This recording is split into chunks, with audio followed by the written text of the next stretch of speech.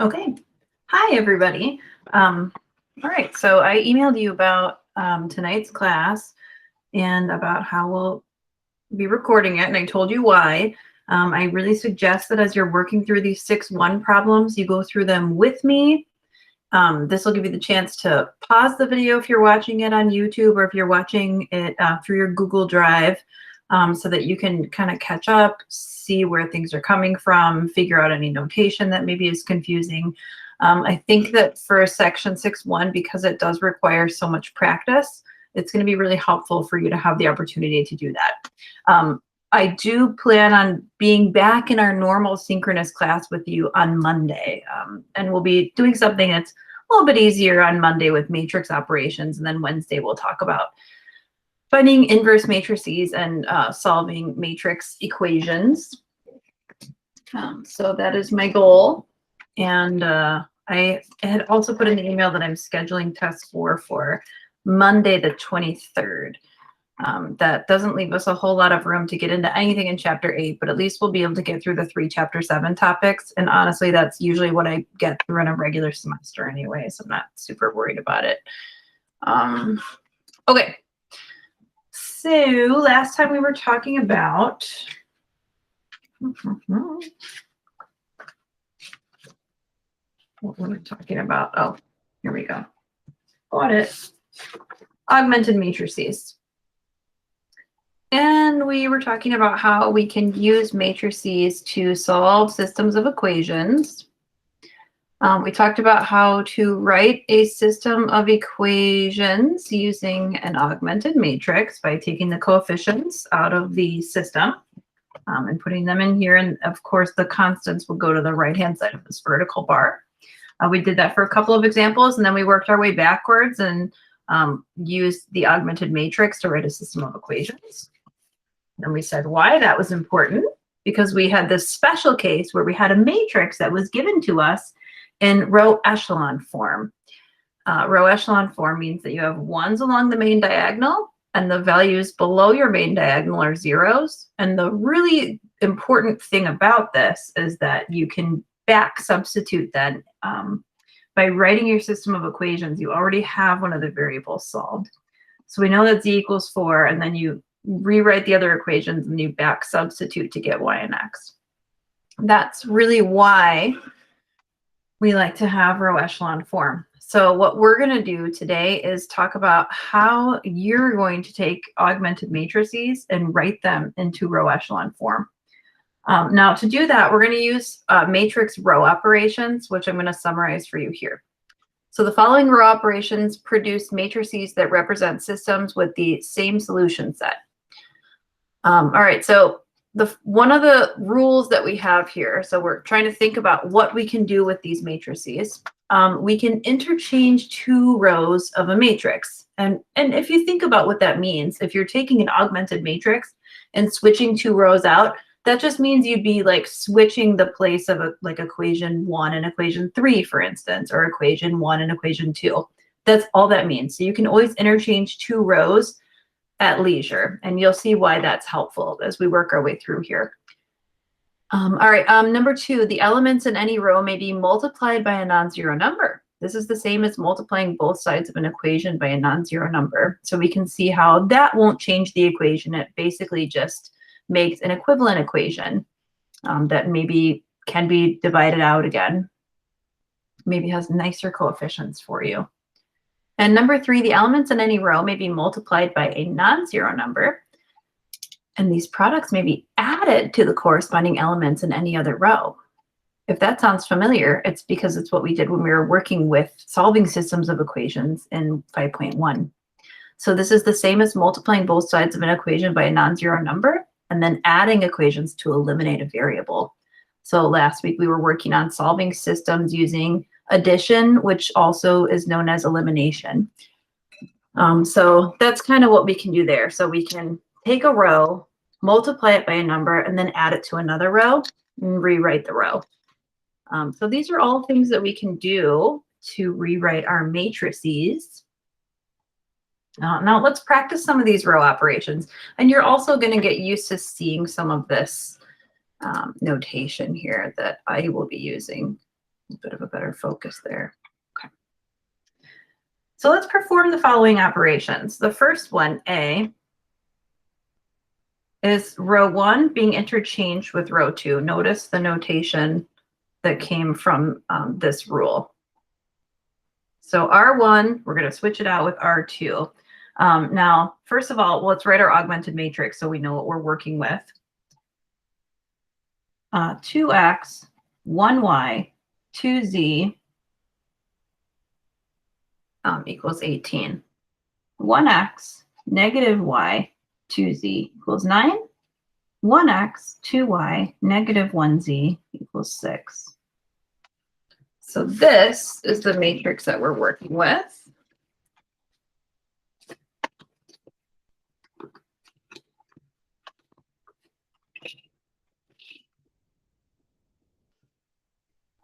So if we're switching out row 1 and row 2, and a lot of the times when we're working on these, by the way, you're just going to see a lot of numbers on a page. That's because we're just taking rows out of the matrix and rewriting them. So if I'm switching out row 1 and row 2, then our new matrix is going to have row 2 as the first row and row 1 as the second row. Row 3 stays the same. So that would be a switch or an interchange of row 1 and row 2. All right, so 1, negative 1, 2, 9, 2, 1, 2, 18. I have to constantly reread these because it's so easy to miss a sign or mix up some element in one row with another, and then everything goes haywire. It's got to be really careful. B, this is saying that we are going to get row 2 by taking negative 2 of row 1 plus row 2. So in order to do that, we're going back to the original, by the way. Ignore A. We're just doing something different here for B. So negative 2R1 plus R2. First, we'll take negative 2 times R1. All right, so we know our first row is 2, 1, 2, and 18. We're going to take negative 2 times that row. You know what? I don't want my numbers to be too close together here. I don't want it to look like a 21. So our new row 2 is going to be negative 4, negative 2, negative 4, and then negative 36. And then we're going to add that to row 2.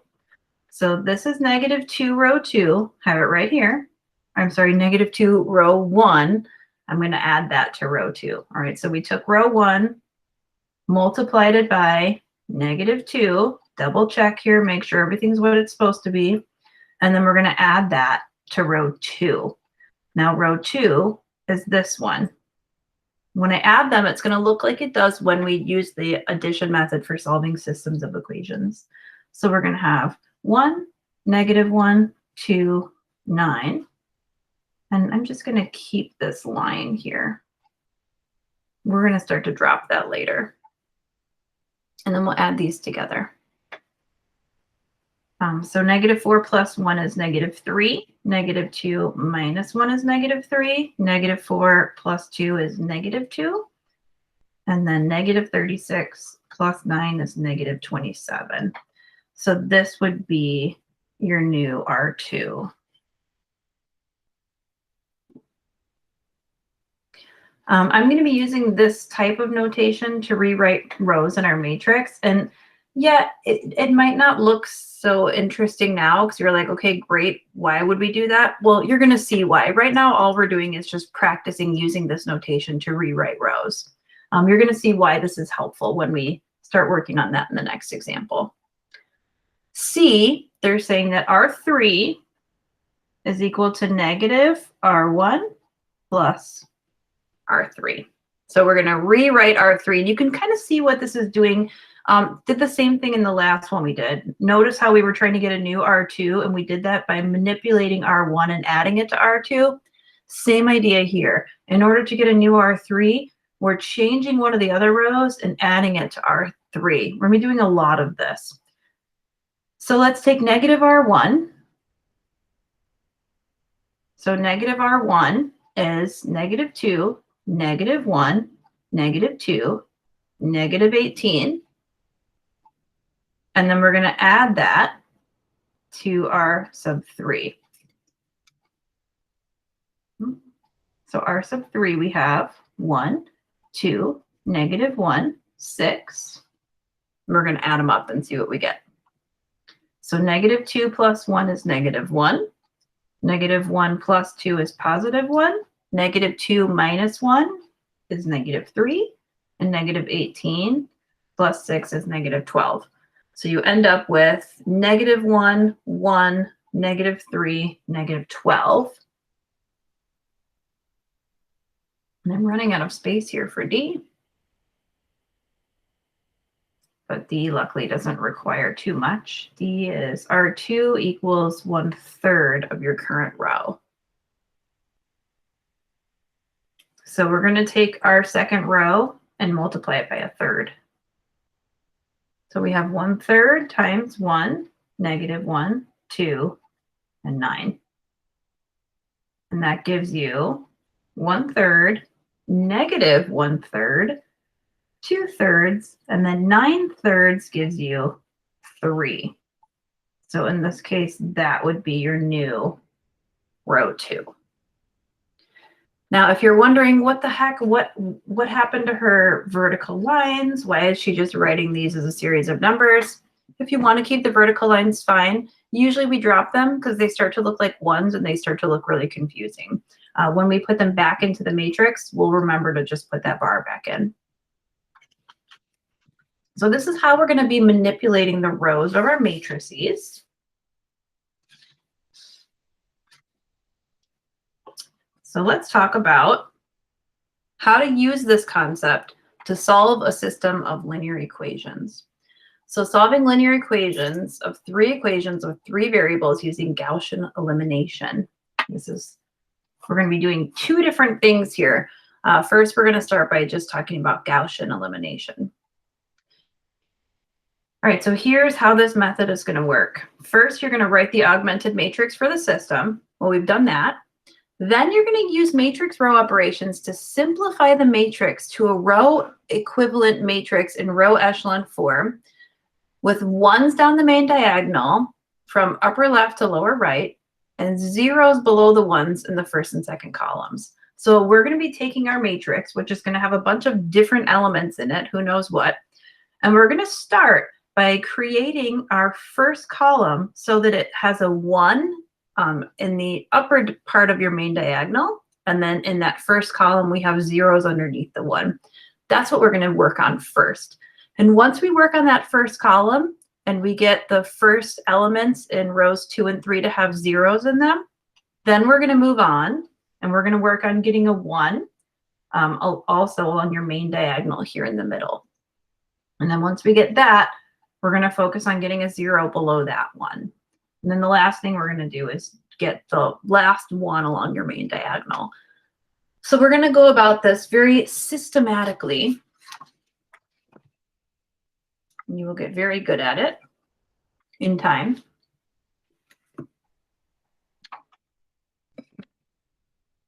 Okay. And the last thing we're going to do is write the system of equations that corresponds to the matrix. And we'll use back substitution to find the system solution, which is something we did in the last class when we were starting on 6.1, that back substitution. Okay, ready? Here we go. First, we're going to start out by writing the augmented matrix. 1, 1, negative 1, negative 2, 2, negative 1, 1, 5, negative 1, 2, 2, 1. And if I were you, I would double check this like 2 or 3 times, because if one little thing gets copied wrong, you've got a lot of things that need to be done here and everything's going to be based off the wrong data. Be careful here. You got to show me all of your work too. This is something I'm going to show you how to do in your calculator in a minute. That's why it's really important that you know how to show me your work, because I'm not worried about you being able to do this in the calculator, but you have to show me you know how to do it by hand. Okay, so luckily for us, I have a 1 up here starting out in our main diagonal in the first column. So what I'm going to do now is I'm going to focus on getting this 2 right here to be a 0. And I'm going to focus on getting this -1 to also be a 0. Now, you can kind of decide which one you want to focus on first. Here's what you're trying to think about, though. If you want this value to become a 0, you're trying to figure out, well, what do I need to do? What row operations can I apply in order to make that happen? And you'll get used to this and kind of figuring out what needs to happen. But if I want -1 to become a 0, I can add row 1 and row 3 together. And what I can do is I'm going to use this notation again. I'm going to take my new row 3 as just row 1 plus row 3. You know, I'm going to stick to the notation we used before and make these lowercase for our originals. So I'm going to make my new R3 R1 plus R3 because I know that 1 plus -1 is 0. So watch what happens. All right, R1 is 1, 1, -1, -2. R3 is -1, 2, 2, 1. And I'm going to add them up. I'm going to make sure I copied everything right because I have copied these wrong before in class, and it's super awkward because something comes out wrong in the end, and you're just like, what happened? And then you got to go back through the whole thing, and it takes forever. So be very careful. 1 minus 1 is 0, and 1 plus 2 is 3. -1 plus 2 is 1, and -2, my plus 1 is -1. So we end up with 0, 3, 1, -1. This is our new row 3.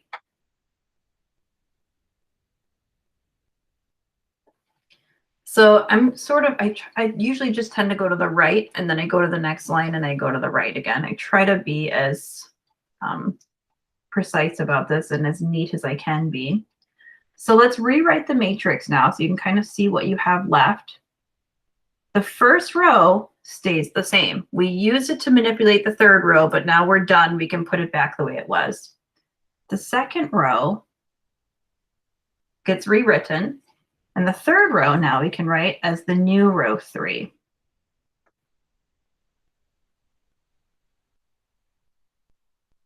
Now this is good because we have a 0 here in our first column. Now our next thing that we're going to focus on is we're going to take this 2 and make it into a 0. That's our next piece of the puzzle here. Trying to get 1s along the main diagonal, and I'm trying to get 0s underneath the 1s. So I want these 3 values to be 0s. Now, if I want to make this value a 0, then what I want is I want to be able to add this row to another row so that I can get this value to 0 out.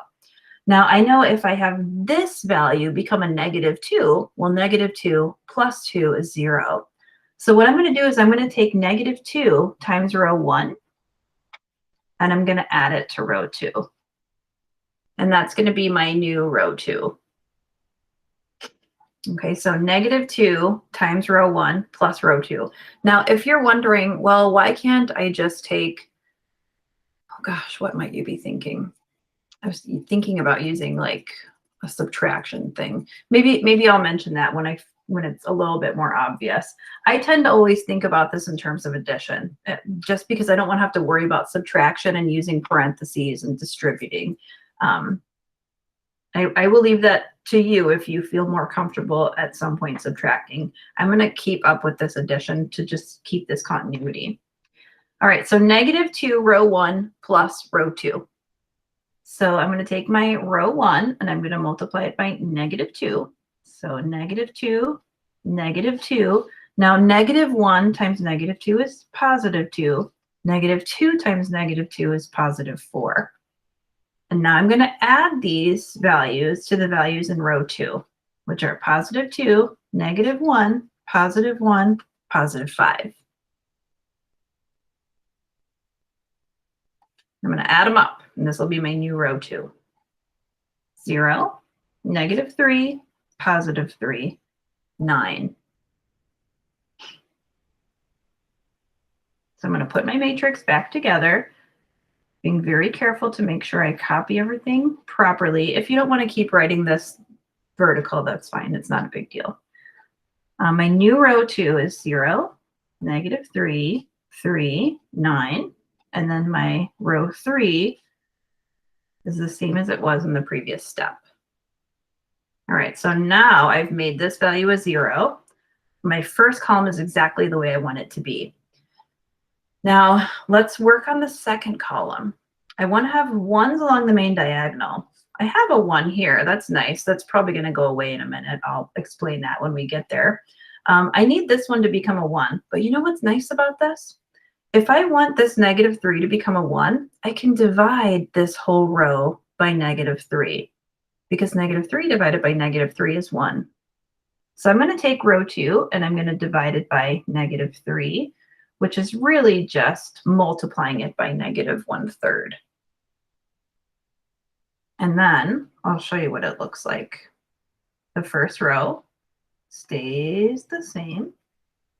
And the second row now, well, -3 times -1/3 is +1.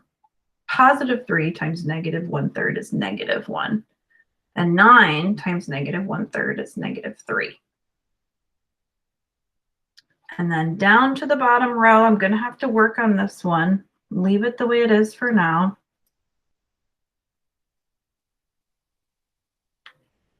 My main diagonal's looking good so far. I've got these 2 zeros exactly the way I want them. Now what I need to do is I need to make this value a 0. So I can get these 3 values below my main diagonal to 0 out. So what I would do if I were you is I would take row 2 and multiply it by -3. Now, the reason why you don't want to take row 1 and multiply it by -3 is because then you'll be taking -3 plus 0, and now you're going to lose that 0. Don't do that. Take row 2, manipulate row 2 to get your new row 3. So if I want this guy to be a 0, that's fine. I'm going to take -3 row 2 plus row 3. And that's going to give me the 0 that I'm looking for here. So -3 row 2 is 0, -3, +3, and +9. And then row 3 is 0, 3, 1, -1. We're getting there. We are getting there.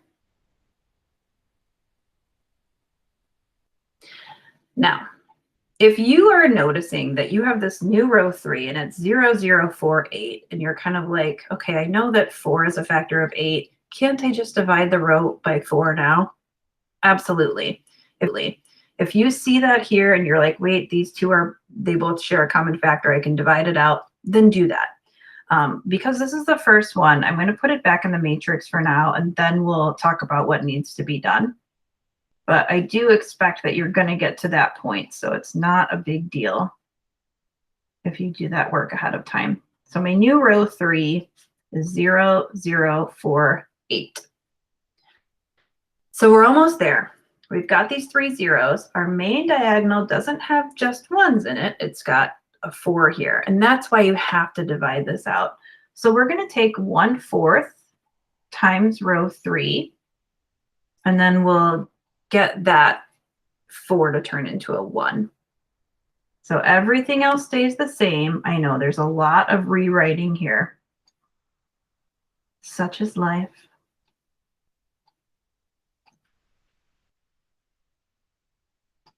And this is what you've got. All right. Now, you are in row echelon form.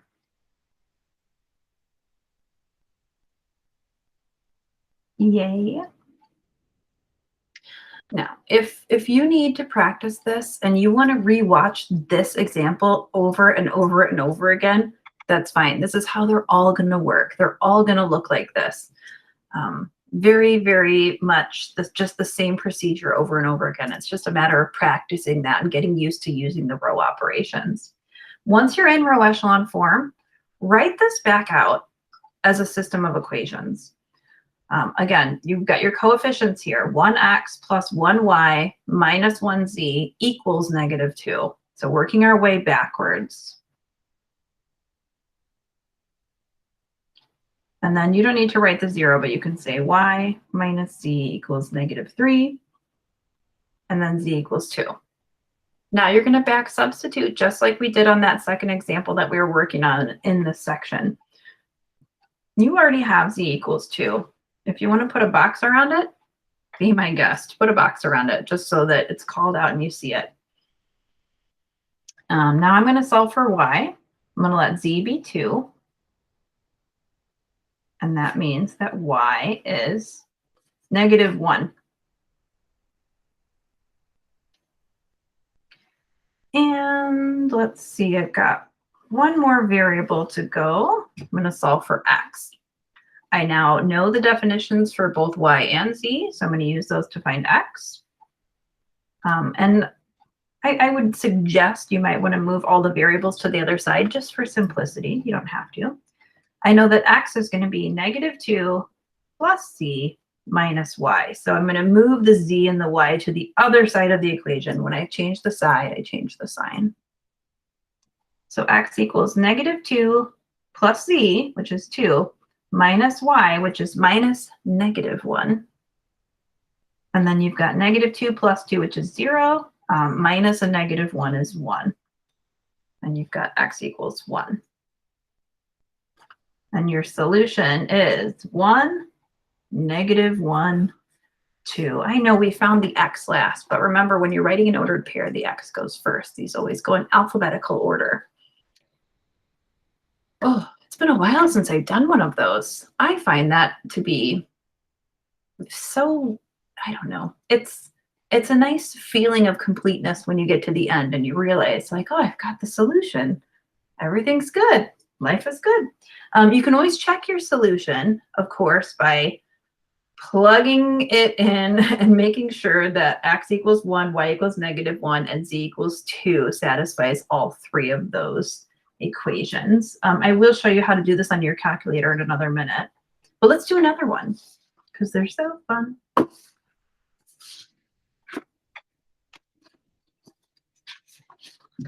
I'm not lying. Students really do start to find these to be somewhat enjoyable once they kind of get the hang of it.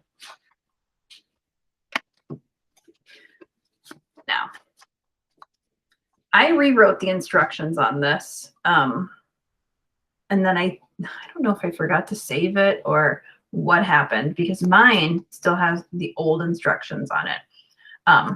So this time we're going to use your calculator to check. Definitely check with a CK. And then you'll know how to use your calculator to do these also because we're going to use it to check. But for now, I want to go over the process again because like I said, for your exam, I'm not testing your ability to use your calculator. I am testing your ability to actually work through these row operations and solve the systems using matrices. So it's really important that we know how to do this by hand because you're going to have to do it by hand. Oh, and you know, some of you are going to remember how to do this using the addition method without using matrices, but on your test, I'm going to specify use Gaussian elimination. You have to use that method. If you don't use that method and you use some other method, sorry, but you got to follow the directions. It's very important. Okay. Here we go. Go ahead and write out your augmented matrix. 1, 1, 1. -2. 1, -1, 5, 26. 5, 1, 1, -14. Okay. Let's work on our first column. I would suggest start out by making this value a 0. So start here. We're going to make this one a 0. Here's what I was thinking about earlier when I started talking about subtraction. Some of you are going to say, well, why can't I just take row 1 minus row 2? I mean, technically you can. I like to always add because I don't want to have to worry about subtracting and distributing that negative sign in. So what I would suggest would be you take negative row 1 and add it to row 2. Negative row 1 plus row 2, you're going to get this number to zero out, which is what you want. So let's do that. Negative row 1, negative 1, negative 1, negative 1, positive 2, and then plus row 2. 1, negative 1, 5, 26. And you really will get the hang of that, and you'll start to get very fast here. Okay. Add them up. Negative 1 plus 1 is 0. Negative 1 minus 1 is negative 2. Then you have a 4. Then you have a 28. Now, remember what I was saying. If you look at this row, and you know that in the end you're trying to get a 1 in your main column, and you don't really want to have larger numbers than you need to, go ahead and divide this out now instead of rewriting your matrix one more time and then saying, okay, well, let's take negative 1/2 of row 2. Just do it now. Simplify it. I'm going to go ahead and divide by negative 2.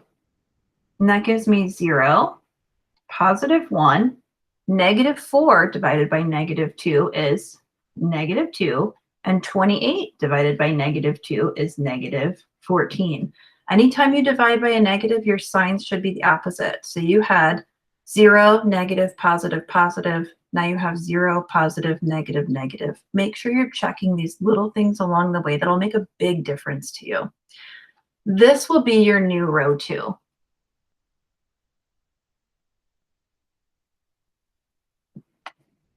Let's go ahead and pop it back into your matrix. We got a little bit of space here. I could put this back in.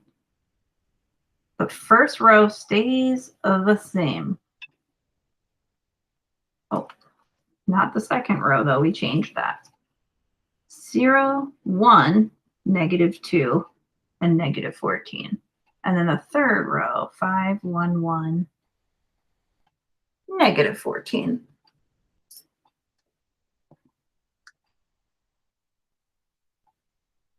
Okay. Wonderful. Now we're going to focus on, again, looking at our first column, making the values underneath the 1 equal to 0.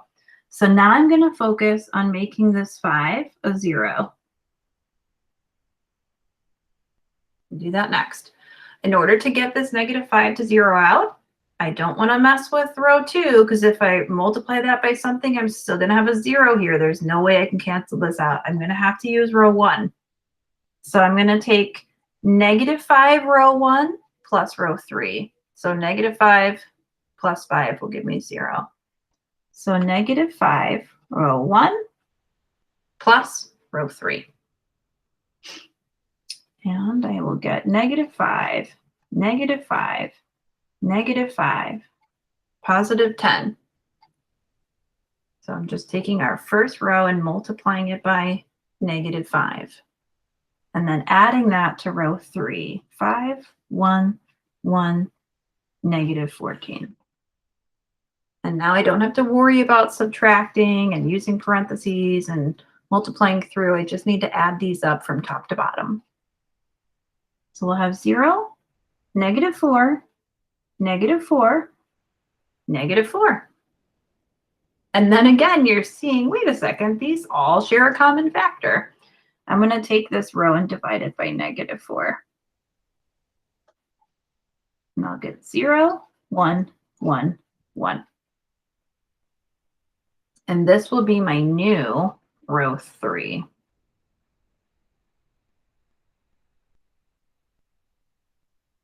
So we'll pop this into the matrix, heading from left to right. 1, 1, 1, negative 2. 0, 1, negative 2, negative 14. 0, 1, 1, 1. All right, we're super close. All right, so you're looking. If you want to put the line in, go ahead. You don't have to. You've got zeros in the first column below that first one in your main diagonal. The last thing you need to worry about here is making this second column in your last row a 0. Now, again, I would not work with row 1 and row 3 because then you're going to end up adding something to this 0 and it won't be a 0 anymore. Keep with row 2 and row 3 in this final step. I'm going to take negative row 2 and I'm going to add it to row 3. If I take negative row 2, I can make this a negative 1. When I add it to row 3, negative 1 plus 1 gives me 0. So negative row 2 plus row 3. You know what? I need to stick with my little r's just because I want the notation to be consistent. Okay, so negative row 2, 0, negative 1, positive 2, positive 14. Check your signs. Add it to row 3.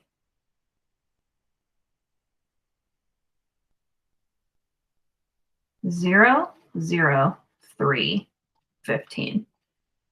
And again, you have this situation where you have a common factor. You know this is going in for row 3. You know you want this number to end up becoming a 1. So go ahead and divide by 3. 0, 0, 1, 5. This will be your new row 3.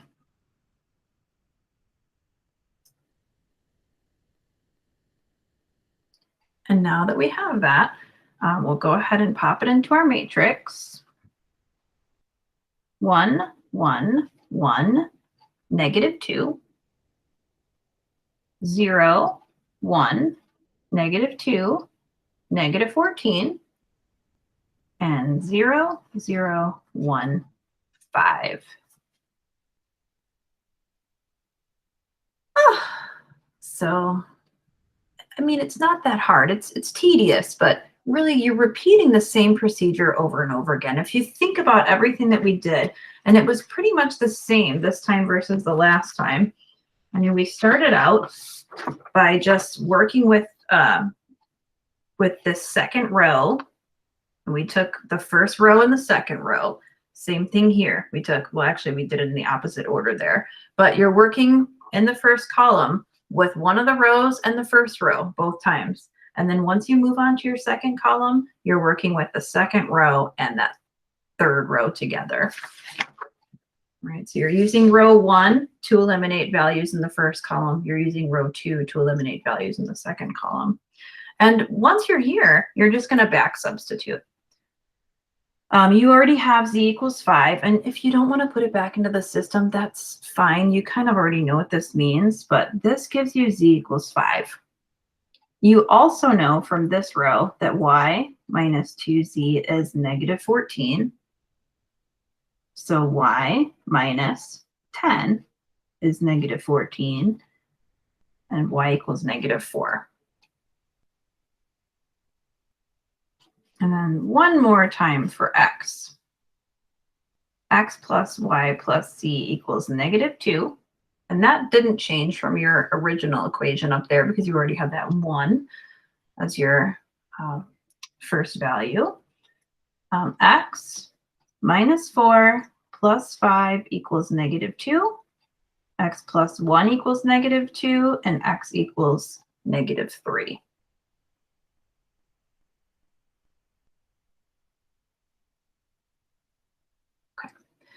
So now I'm going to show you how to do this on your calculator. Do I have enough light to do it on my calculator? Not really. It's just getting to be that time of day.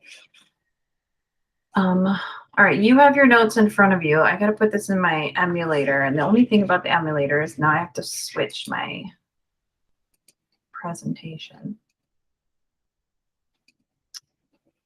Let's see. There we go. Oh, no. Okay.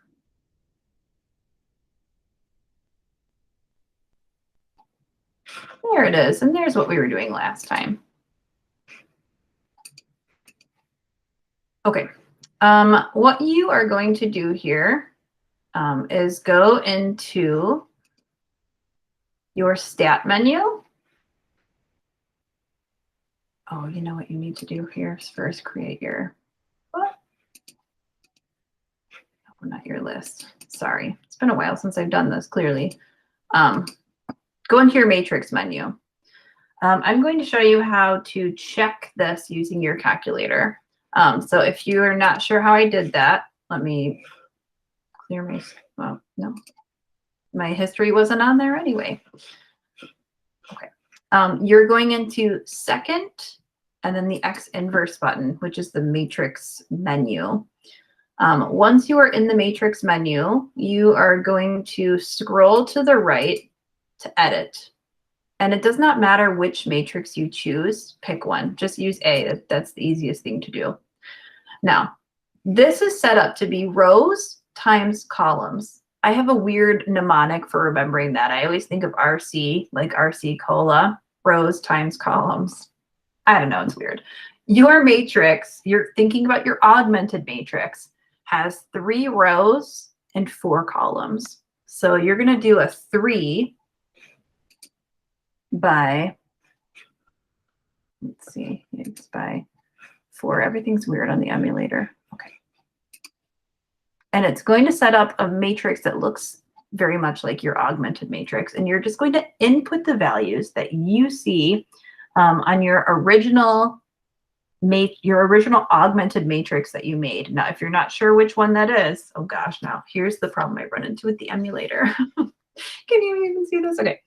Your original augmented matrix was the one we originally came up with right here. Don't bother going through this, because what if you did some of your work wrong? We don't want to have to worry about that.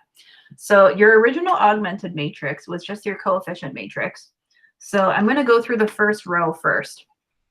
So it was 1. No, do I have to put enter? Okay. Everything's different on the emulator. Okay. 1, 1, 1, -2. And then we had 1, -1, 5, 26.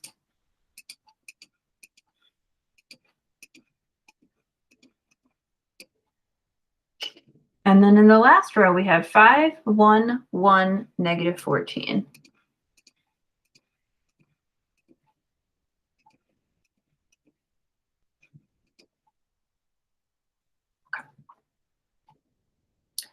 So there is your augmented matrix that is just the coefficient matrix for your system of equations. Once you have your matrix in, go back to your main menu, second quit. And then you're going to go to your, back to your matrix menu. Oh, no, wait, sorry. Not back to your matrix menu. You are going to go to, oh yes, to your matrix menu, sorry. Scroll over to math. And then scroll up, because it's going to take you a second to get there if you scroll down. You can absolutely scroll down, but it'll be a little faster if you go up. You want to go to REF, which is row echelon form. So you can hit the A, or you can just scroll down to the A or scroll up to the A, but you want REF. And then you're going to hit enter. And then you're going to go back and pick the matrix that you just put together, which was matrix A. So when you recall that, you're going to go to second, X inverse, which is your matrix list. And here's the matrix you just input, this 3 by 4. Click enter. Now you don't have to close your parentheses, but it's always, I don't know, it's always good practice. And then click enter.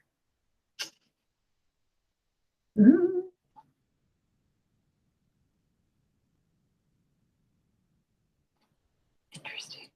Oh, I remember. Oh, goodness. Do you know why I was going to do this a different way? Yikes. Okay. What's interesting about this is I'm actually really glad that this happened now, because I forgot that this was a thing that happened. When you are doing your form, yours might look slightly different than the one in the calculator. Does ours look slightly different? 0, 1, 5? Yes, it does, but you should still end up coming up with the exact same answer. And I'm going to go through here now. Go back to your matrix menu. I'm going to show you a different way to do this, and then we'll talk about this different form in a few minutes. First of all, I'm going to double check my matrix too, just to make sure it was the exact one that I was looking for. 1, 1, 1, -2. 1, -1, 5, 26. 5, 1, 1, -14. Okay, we're good. Go back into your main menu. Go to your matrix screen. Hit the math button. And then you're going to go up. And instead of going to REF, I'm going to show you a function called RREF, which is reduced row echelon form. And I will tell you what that means in a minute, and we're going to work on getting matrices into that form ourselves. But for now, we're going to go ahead and just use that function here and click enter. And then go back and enter your matrix A. Enter. And here is where you're going to see that solution set out for you. So the difference between row echelon form and reduced row echelon form is that in row echelon form, you've got ones along the main diagonal and you've got zeros underneath those ones. When you have reduced row echelon form, you only have ones along the main diagonal and zeros everywhere else. So if you were to rewrite this matrix into a system of equations, you would get z equals 5, y equals -4, and x equals -3. Now, that is the exact solution set that we already found. X equals -3, y equals -4, z equals 5. So when you're checking this in your calculator, the easiest way to do this would be using the RREF, reduced row echelon form, which again, we'll talk about in a couple minutes, but it just mostly focuses on ones on the main diagonal, zeros everywhere else, and then in your calculator, you'll get those exact values for your solution to pop out. And if you're confused about, well, why was this REF matrix different than mine? It all depends on the row operations that you use. If you were to take your calculator's REF form and work it backwards, you would get these exact same solutions. So it does not mean that your matrix was wrong, just different. It just happens.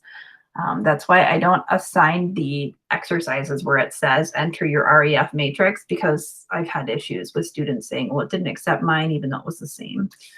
So I wouldn't worry about that. But that's how you do this in your calculator. Oh my gosh, I just had this horrible thought that it's possible that my calculator wasn't presenting that entire time. It was not presenting the entire time. Ay, ay, ay. Oh, window. I am so sorry. I wish I had a better way of like stopping the recording and then like going backwards. I did hit present, I swear, but I think because of the weird way that it opened asking me if I wanted to do the license, I think it, I don't know. Okay. Okay, let me go back and explain to you what I just did here. Going back to my home screen. Oh, I'm on my home screen. Let's clear everything out. I did second matrix. And when I was in second matrix, I just picked a matrix. It doesn't matter which one you used, but I'm like, okay, let's use A. And then I scrolled to the right to edit. When I scrolled to the right to edit, I clicked enter. And then it asked me what kind of matrix I wanted. And I said I wanted to be a 3 by 4. And it expanded this out for me. And I filled out all of the coefficients on this matrix to match what I had in my system of equations. So they all look the same. That was my original augmented matrix. Once I had that filled out, I hit second quit. I went back to the home screen. Then what I did was I went to the matrix menu. I scrolled to the right for the math commands. And then instead of scrolling down, which I think takes longer, I scrolled up to B, which is RREF, B. I clicked enter, and then I recalled my matrix. So I went back into the matrix menu, and all I need to do is pick up this matrix. So I clicked enter, and then I clicked enter again. And when I did that, I got in my final column here, the solution set for the matrix, -3, -4, +5. So that's how you can check this very quickly in your calculator. And what I was saying about how the REF form was different, notice that if you selected REF, well, technically the matrix that you found was row echelon form, but your calculator might have a slightly different variation of that. So you can back substitute and get the exact same answer, but your calculator is going to have a different a different row echelon form. Not every time, but sometimes. So if that happens, don't panic. You can always use REF and you'll get X, Y, and Z straight from that final column there. So -3, -4, +5 being your solutions for X, Y, and Z. So don't worry if the REF matrix doesn't match. It's possible that you're going to get multiple different answers that are equivalent but still correct there. Oh, goodness. Sorry, I'm going to have to double check next time to make sure I'm actually sharing while I go through all that. Okay. So we did that. Let's do another one of these real quick using our work by hand, and then we'll check it in the calculator. So let me go back to presenting my visualizer. There we go. Turn on my red light here. Okay. Oh,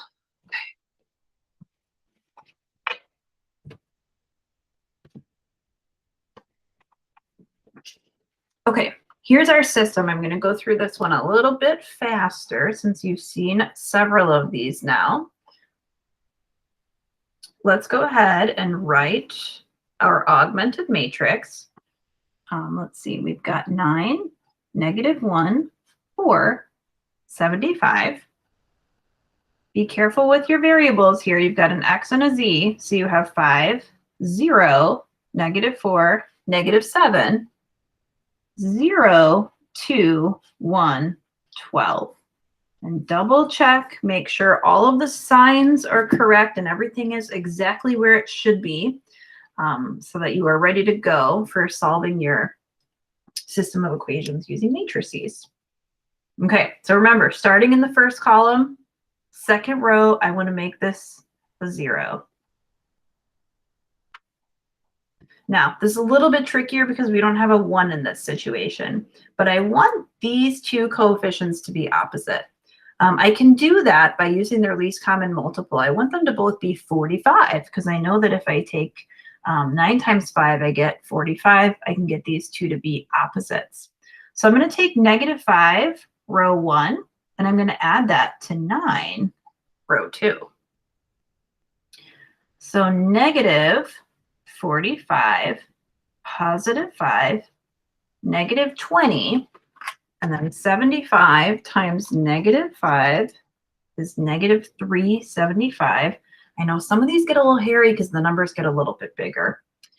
And then I'm going to add that to row 2, I'm sorry, 9 row 2, +45, 0, -36, -63. So I'm making sure that all my signs are still what they should be. These ones should be opposite. All right, we should be good to go here. Add them up, and you get 0, 5, -56, and then -375 minus 63 is -438. Now you can always check to see if 438 is divisible by 56, but since we still have a 5 here to worry about, I don't think it'll even matter because then you'll have to turn that 5 into a fraction. So we'll rewrite what we have so far. 9, -1, 4, 75, 0, 5, -56, -438, and then our last row is 0, 2, 1, 12.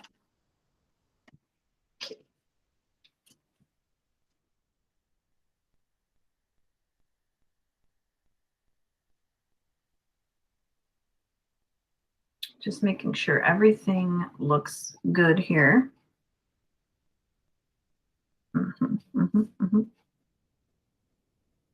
556, 438. Okay, so we're good. Some of you might be wondering, well, why didn't she make this 9 a 1 first? Mostly I was just thinking about if I did, I'd have to divide all of these terms by 9. And in that case, I would have a bunch of fractions, which you probably don't want to work with. So you might want to do that closer to the end. Dividing by 9 is not a big deal. Making these values a 1 is not a big deal. It's a little bit harder to make these values 0. So I would say let's focus on that first.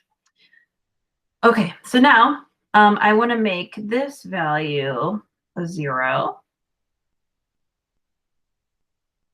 And these two need to have opposite signs. So I'm going to make them 10 and negative 10. So I'm going to take negative 2, row 2, and I'm going to add that to 5, row 3. And I can get both of these to become 10s. So negative 2, row 2 is 0. Negative 10. 56 times 2 is 112. So let's see, I'm doing negative 2, so it's positive 112. And then 438 times 2 will have positive 876. If these numbers get big, it doesn't mean you're doing it wrong. That just happens. Multiply by 5 to get 10. Multiply by 5, you get 5, and then 60. Add them up.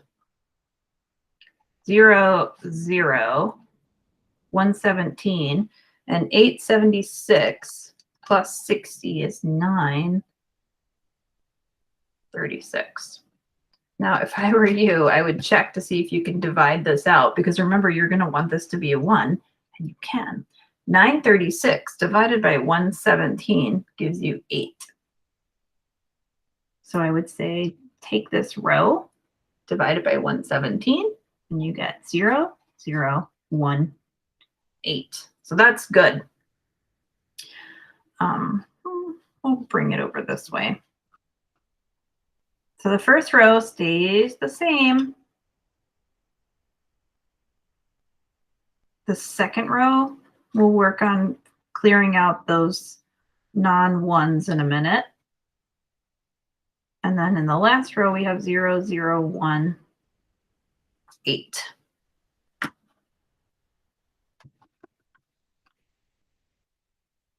Okay, so now you've got the zeros. And we can go ahead now and work on our main diagonal, making those 1s. I mean, technically, you don't have to. You're going to be solving anyway. It's just going to make your life a little bit easier, I guess, if they are 1s. But no matter what, you're going to be dealing with some fractions here. So if you want to go ahead and work your way through and make these 1s to get your row echelon form, divide the first row by 9. You'll get 1, negative 1/9, 4/9. 75/9 simplifies to 25/3. And then take the second row and divide it by 5. So you'll have 0, 1, negative 56/5, and negative 438/5. See, it's not pretty. It's not great, but oh well. And you get to this solution, or this matrix, which we hope is right, because the numbers are kind of crazy, which doesn't necessarily mean that you did it wrong. It just means let's hope for the best. It's probably fine. Okay.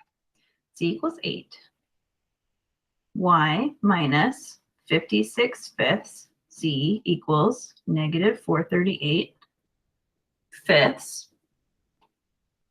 Y minus 56/5 times 8 is 89.6, also known as 448/5. Z equals negative 438/5. Oh, sorry, not Z. I multiplied it already by 8. And then Y equals negative 438/5 plus 448 fifths, which sounds so crazy, but you add them up and you get 2. No big deal there. So looking better. This happens a lot. It starts out looking crazy and then it kind of clears up. All right, x minus 1/9 y plus 4/9 z equals 25 thirds. So x minus 1/9 times 2 plus 4/9 times 8 equals 25 thirds. So x equals 25 thirds minus 32 ninths plus 2 ninths. So simplify that by moving your terms to the other side. 25 thirds minus 32 ninths plus 2 ninths. And you get x equals 5.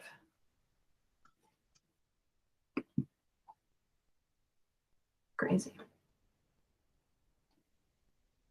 Okay. Let me zoom back out a little bit here.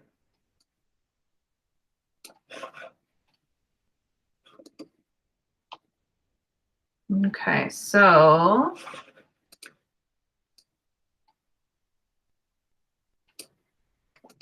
all right. Here's our original. Here's our augmented matrix. So I'm going to put this in the calculator and we are going to see a solution of 5, 2, 8. And we're going to use that reduced row echelon form in order to see that solution pop out. So I'm going to go back to my emulator.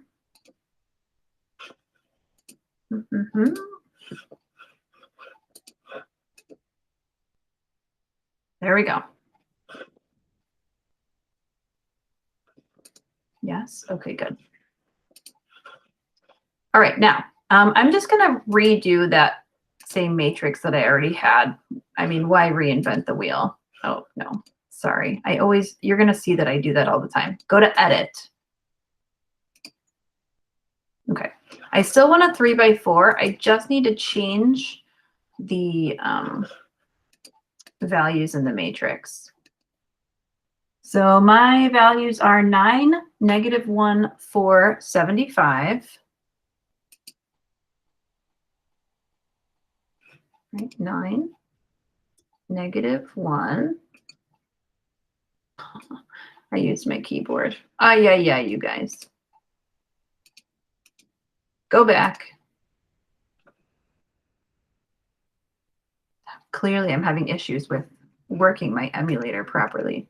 9, -1, 4, 75, 5, 0, -4, -7.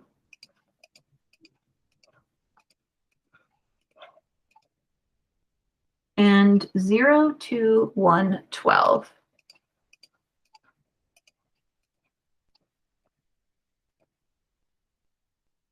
Okay, now I'm going to go back to my home screen. And really, I already had this done for matrix A. So if you want, you can just recall this. You can go to second entry. Probably want the RREF. And then enter. X equals 5, Y equals 2, Z equals 8. And remember, the way I got that was the first time was by going to the matrix menu, going to math. If you scroll all the way down, it can get slower. If you scroll up, you'll get there slightly faster. And go to RREF, and then enter your matrix A.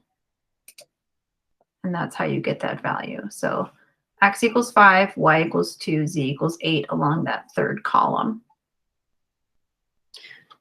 And that's how you do that. Okay, let's see. Close this out.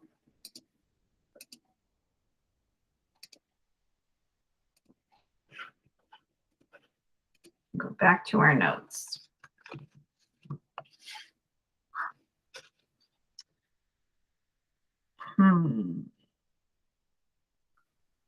I don't know. I just don't know if I want to focus on teaching Gauss-Jordan elimination. Mostly I want to focus on, can you do Gaussian elimination? And then maybe we'll come back to this. Because, I mean, once you know how to do one, you know how to do it in your calculator. No. What I really think that we should do right now is I want to show you the difference between what we did in 6-1 and then what you might see if you come across a situation where you have infinitely many solutions or no solution. So we might come back to that 6-1 stuff. We probably will. Some of it's a repeat from the last chapter, just using different methods. What we're going to do in this section, I just want to quickly show you 2 examples of some things that you're going to see, just so you'll know what to expect when you get to this. We can use Gaussian eliminations on systems with 3 or more variables to determine how many solutions such systems may have. In the case of systems with no solution or infinitely many solutions, it's impossible to rewrite the augmented matrix in the desired forms with 1s down the main diagonal and 0s below the 1s. And you're going to see why. So I want to show you what that is going to look like when you see this. Let's see. What we're going to do is we're going to write the augmented matrix for the system. Then we're going to attempt to simplify the matrix to row echelon form with 1s down the main diagonal and 0s below the 1s. And then we're going to look at the coefficients in the last line. Notice the coefficients of the last line are all 0 and the constant is non-zero. So let me show you what that looks like here. And again, you're going to do this so many times that you're going to start to get really comfortable with it. But this is what happens when you have no solution. You're going to get to the last line. All of the 3 coefficients to the left are going to be 0, and then your constant on the right is going to be non-zero. So what this will look like is you've got your augmented matrix.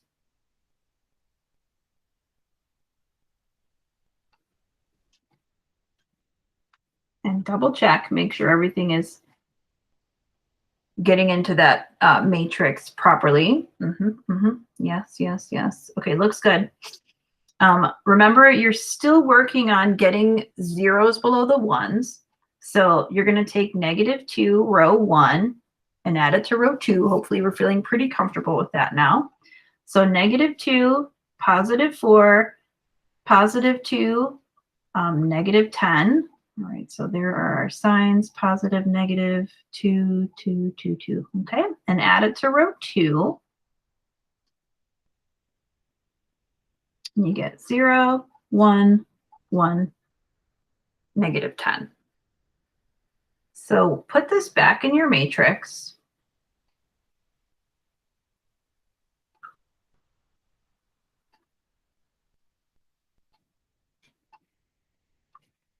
Okay.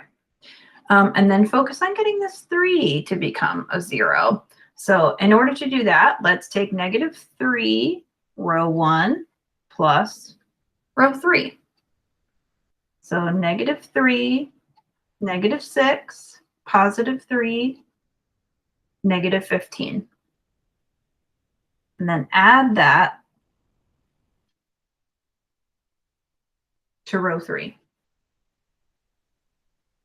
0, -10, -4, oh, -14. See, one little tiny thing like that will screw up your whole matrix, so be very careful here. 0, -10. Oh, 3 minus 1 is 2. You know what it is? I hear my daughter waking up from her nap, and it's freaking me out because my husband went to his doctor's appointment. I don't know how I'm going to do this. Okay, so now I'm not focused. Okay, go ahead and divide this row by, no, don't divide it yet because you're going to get fractions if you do. So keep this row together in your matrix for now. Top row stays the same. 0, 1, 1, -10, and then 0, -10, 2, -14. Okay, moment of truth.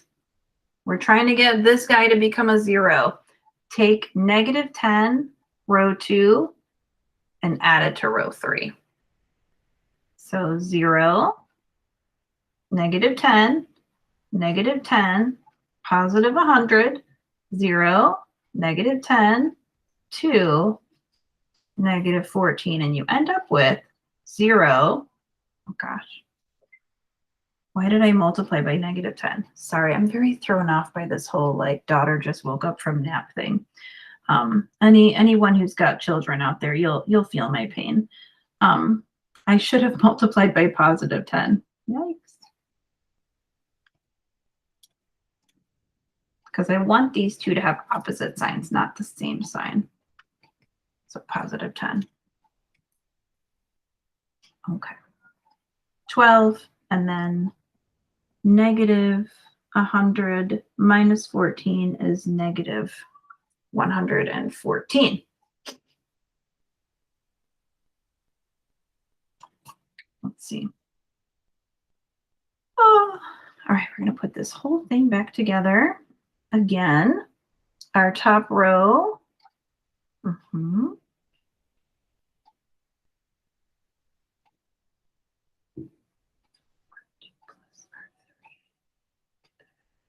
Okay. 0 goes in the bottom. So let's do 1, 2, -1, 5, 0, 1, 1, -10, 0, 0, 114 divided by 12, 9.5. It does not divide evenly, but I do feel like something has gone wrong because at this point I'm only supposed to have zeros in this bottom row. Got to look for what happened here. Okay.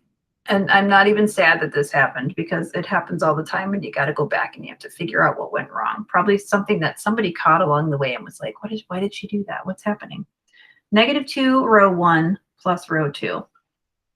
Okay, that makes sense. -2, +4, +2, -10. All right, got the signs. 2, -3, -1, 0. 0, 1, 1, -10. 0, 1, 1, -10. Okay, we took -3, row 1 plus row 3. -3, -3, -3, -3. And then here was row 3. We added them up.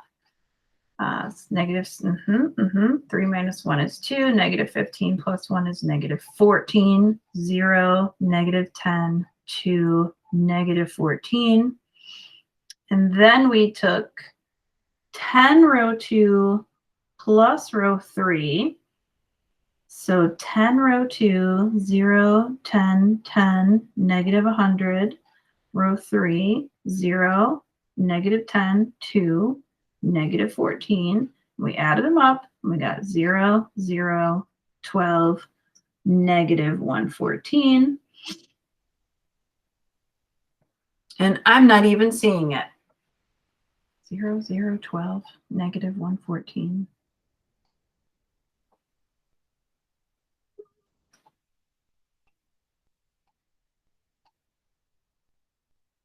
I should have only zeros along this bottom row. Why?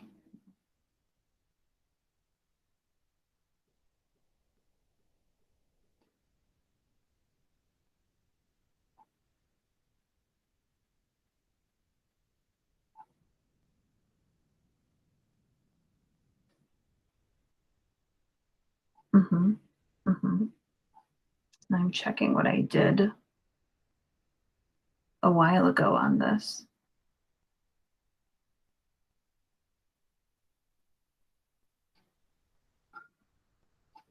-3.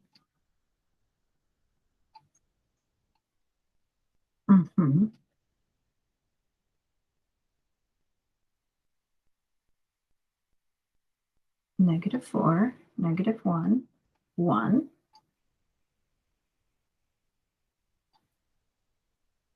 -3. Oh, I just found it. I just found the problem, you guys. That one negative sign right there. That one negative sign right there threw off everything I just did. And sometimes it's harder to go back and try to redo it than just do the whole problem over again. So let's see if we can correct it. I forgot to put this negative back in here. Oh, okay. It was just a rewrite error. And when I rewrote it, this got made into a negative, which it should not have been. So now this should be a positive. Everything else is fine. That gives me a 2 here. So that's our new row 3. That belongs here. 2, 2, negative 14. Okay. That makes this a 2. That makes this a 12. And then this part of it should be just fine the way it is. Okay. Got it. Well, because it doesn't make any sense at that point to do the 10. Okay.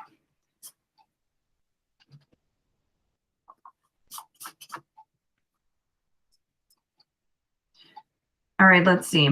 So this is what we had. We were trying to eliminate this guy. So we should have negative 2, row 2, plus row 3, not negative 10.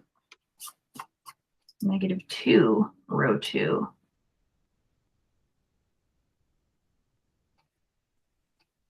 Okay. There's where the zeros come out.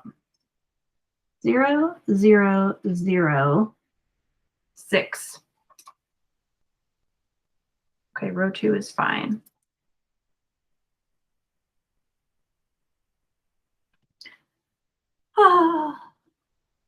This happens every time I teach this. At least one time, something weird like that happens. And like I said, I'm not even upset. Like, I wish it hadn't wasted your time, but it's instructive because I want to show you how one little thing can change everything. I would have from there thought that there was a solution to the system because of the way that it turned out. I had a coefficient and a constant, no problem, but I knew it was supposed to have no solution.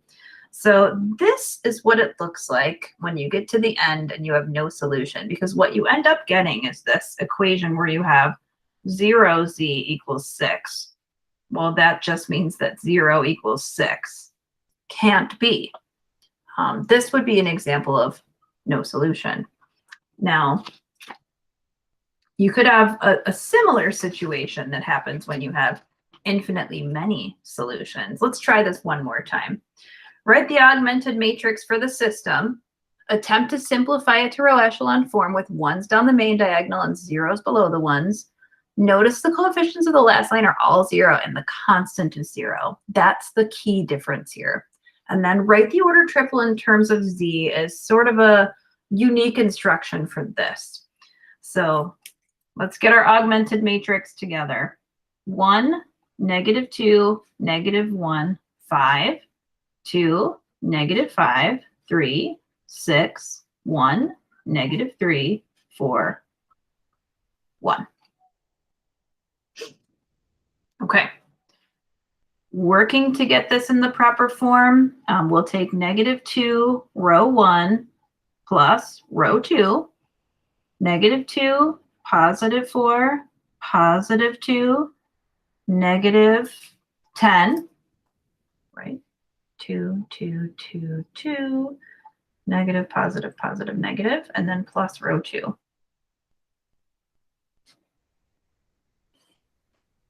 Add them up. 4 minus 5, 2 plus 3. Okay, here's your new row 2. So this leaves us with 1, negative 2, negative 1, 5, 0. And you know that you are eventually going to want this to be a negative 1. If you want, you can take your new row 2 and divide it by negative 1. Do it that way. And then you'll have 1, negative 3, 4, 1.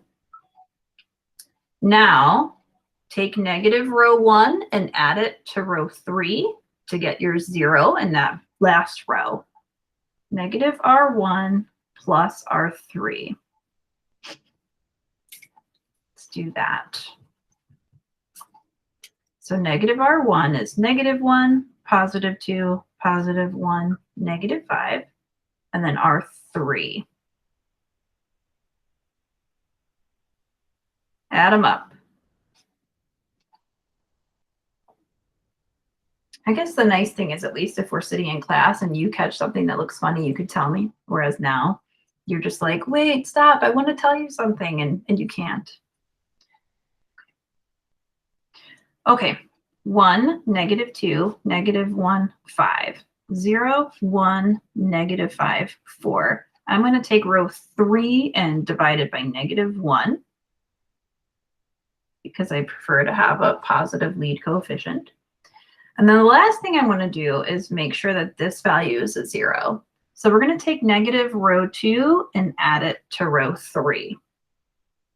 So 0, negative 1, positive 5, negative 4, 0, 1, negative 5, positive 4. Yikes. Okay. When you do that, notice how these are all opposites. That's why it looks funny, but that's what it's supposed to be doing. 0, 0, 0, 0. So this is the type of matrix, or the type of system of equations that has infinitely many solutions, because what happens is you get to the end. I just want to rewrite our matrix here.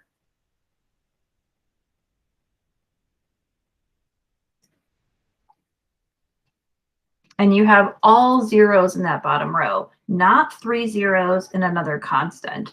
This is telling you that 0z equals 0. Sure, 0 equals 0. Got it. That's going to be true all the time, no matter what. So there's a special way that we write this whenever we have infinitely many solutions. You're always going to write your solution in terms of z. So you're going to let z be z. You're going to pick z. Z can be whatever you want it to be. Everything else is going to be based off of that. So you know, for instance, that y minus 5z equals 4. And that's fine. Y is going to be written in terms of z. So y is going to be 5z plus 4. And then you're going to write x in terms of y and z. You're going to do a little substitution here. Looking at your last row, you have x minus 2y minus z equals 5. And then I'm going to move everything over to the other side. So you have x equals 5 plus 2y plus z. Change the side, change the sign. And then x equals 5 plus 2. Y is 5z plus 4. Everything is going to be written in terms of z here. And then plus z. X equals 5 plus 10z plus 8 plus z. So x equals 11z plus 13.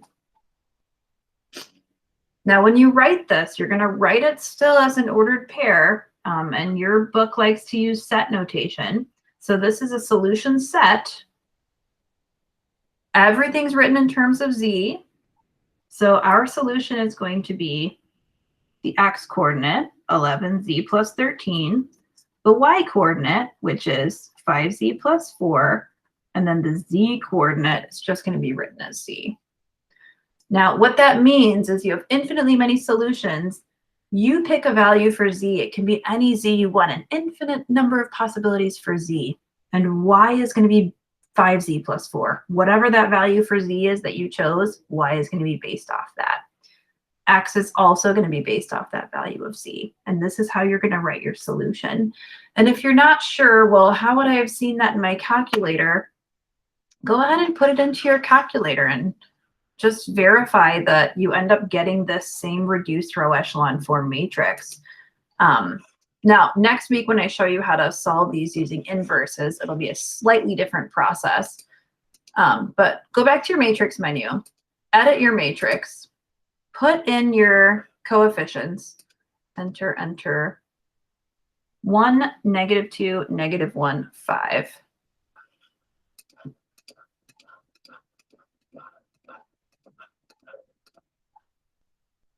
Two, -5, 3, 6.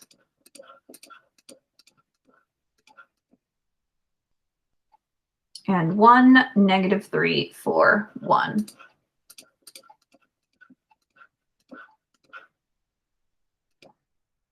And then go back to your main screen, go back to your matrix menu, scroll to math, go up to reduced row echelon form, and enter your matrix A. Oh, sorry, if I'm entering, I just need to be in the names column. And you will get a row echelon form matrix, but you're going to have to work your way backwards to verify that all of your coefficients match up. And in this case, we ended up having the exact same one.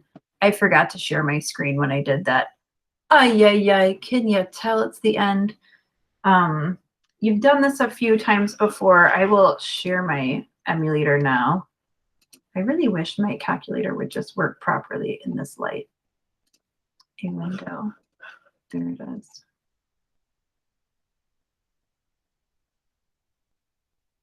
Okay. So I entered my matrix. For my augmented matrix here in the matrix menu, you can see all those coefficients match up. And then I went to my home screen, used the RREF, and I ended up getting the exact same form for the row echelon form as was in my set of equations that I used to base my answer off of.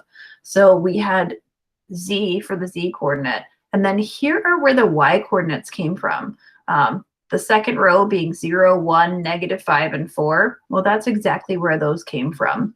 The first row, using that 11 and the 13, came right there from the row echelon form. So that gives you an idea there of how to do that. For the no solution, you're going to get a matrix that has in the bottom row 0, 0, 0 constant. And then you're going to say, okay, no solution. You're going to have to show me the work. Okay, I'm going to give you guys some homework to get started on this. 6-2 is pretty short, but we'll do maybe a little more practice on that to make sure that we understand. And then Monday we'll start working on matrix operations and their applications. And that is all. I have to head to your office now, an hour now. So sorry that this was kind of a fail of a video. I know we're all so hard on ourselves, right? Anyway, I hope it was still really helpful. I'll send out the Google form and you can tell me how it worked out for you. And I know this section is more challenging. So hopefully you'll really get a chance to practice and work through it. And it's probably one of the most challenging things we do in this class is just, you know, getting through all these matrices and making sure that everything is accounted for. As you saw, I missed one negative sign that threw the whole thing off. Anyway, have a good weekend. I'm going to head to the office hour now, and that is all. Ta-ta.